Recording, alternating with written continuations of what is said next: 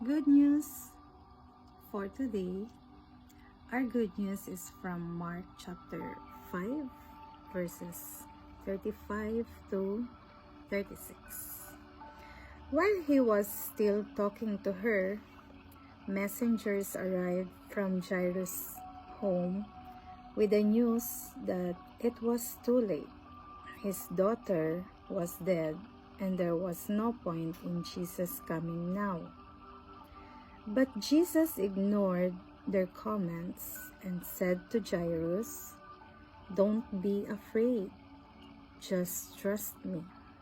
Praise the Lord. Let us read in Tagalog. Samantalang nagsasalita pa si Jesus, may ilang dumating mula sa bahay ni Jairo. "Patay na po ang anak ninyo," sabi nila. "Bakit pa ninyo aabalahin ang guro?" 36. Hindi pinansin ni Jesus ang kanilang sinabi. Sa halip ay sinabi sa tagapamahala, "Huwag kang mabagabag, manalig ka." Praise the Lord. Sa ating message for today, lagi sa ating sinasabi na tayo ay manalig. Amen? Ang anak na babae ng tagapamahala sa sinagoga ay namatay. Ang tugon ni Jesus ay palakasin ang pananampalataya ng ama, maging sa kalagayang mistulang wala ng pag-asa. Sa buong kasaysayan ng pagtubos, inilagak ng mga mananampalataya ang kanilang pagtitiwala sa Diyos, kahit mukhang nawala na ang lahat.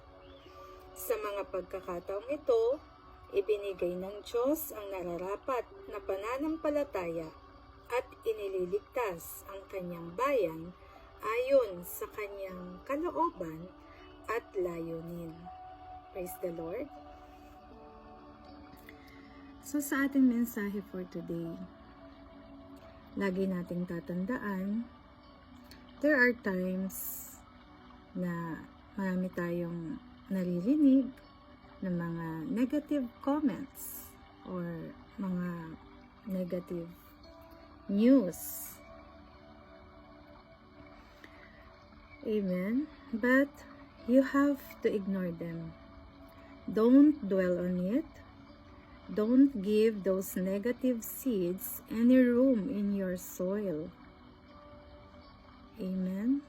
Palagi nating tatandaan, you cannot stop that you heard it, but take the next step and ignore it.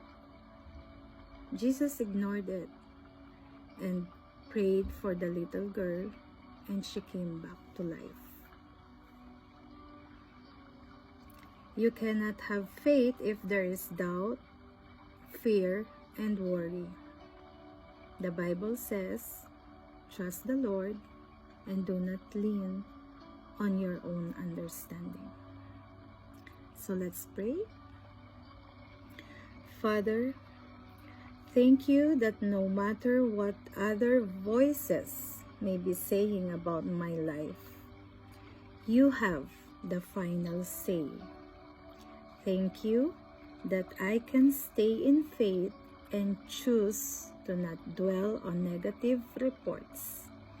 I believe that as I get my thoughts in agreement with your word, that I shall overcome.